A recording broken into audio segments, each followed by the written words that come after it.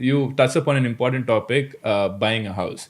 And that is a very, very important discussion according to me. And whenever I talk about it, there is always people who disagree with it, right? Because it is so ingrained in our mind that buying a house is the American dream when it comes to US. Yes. And in India, it's like buying a house means finally your life is sorted or life is set.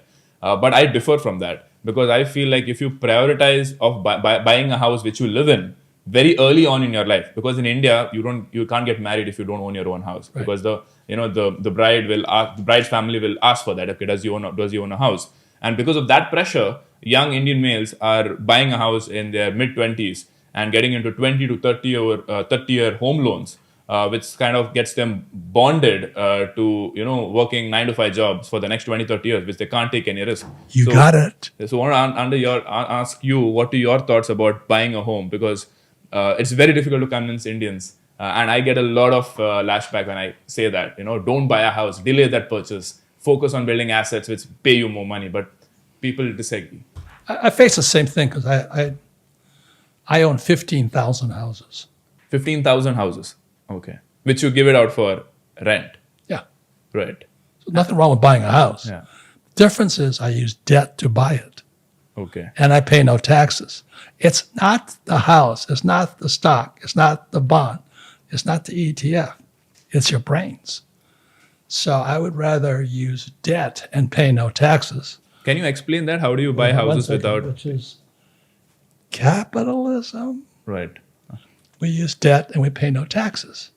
That's what I teach. So can you explain the mechanics of that in simple words for the audience? Like, how do you... In 1971, this became debt. Okay. The only way it's created is somebody has to borrow money.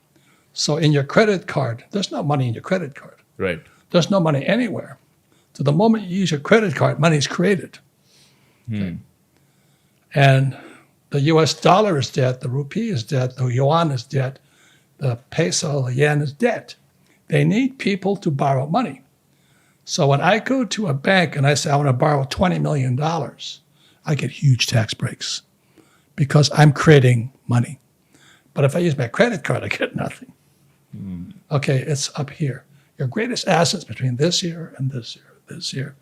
So that's why I have the cash flow board game. There's not too many here. The board game was designed to teach you to think like a capitalist. Cash flow. Okay. And so I wrote a book, Rich Dad, Poor Dad, same thing. It's all about accounting. Right. So interesting point, because to be able to do what you just said, that you need to borrow debt, buy homes, and then give it out for rent. But right? you got to have it in your head first. Right. No, but don't go stupid and running out there. Right. So, but in a country like India, there's a challenge around this because the rental yield is way lower than the cost of borrowing. So in US, it's the opposite, right? Like the rental yield, I don't know. Every city in America is different. Right. All the laws are different. So the first thing I would do is I'd come here, I'd hire an accountant and an attorney. Okay. And then I would evaluate your markets. Right. And then I would buy or not buy. Right. Like I don't own any property in California. Right. Because it's a communist state. I own nothing in New York City. Communist. Okay. But I own in Arizona and Texas. The laws are different. So you have to know the laws. You can't be stupid. Right. Right. So most people make that mistake. They're like, I have so many people coming up to me, hey, I read this book, Rich Dad, Poor Dad, and it says you have to buy houses and give it for rent. But in India, I didn't say that. I said your house is not an asset. Right. House is not an asset. Yeah. And when you miss, it's called financial literacy. Right. What is the definition of the word? If it puts money in my pocket, it's an asset. Correct.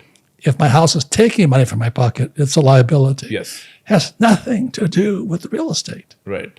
Correct. So yeah, for most people confuse that with saying I'll buy the house and I'll only live in it. And that doesn't liability. That becomes a liability. And most people have a very hard time digesting that.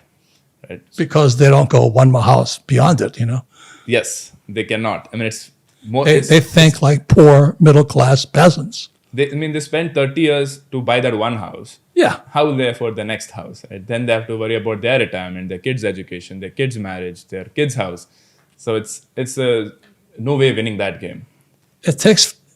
Everybody wants the easy answer. Right. They want to win the lottery. Right. They want to be a soccer star. Yeah. They want to be a Bollywood star. Yeah. And as you said already, they're broke in 10 years. Right.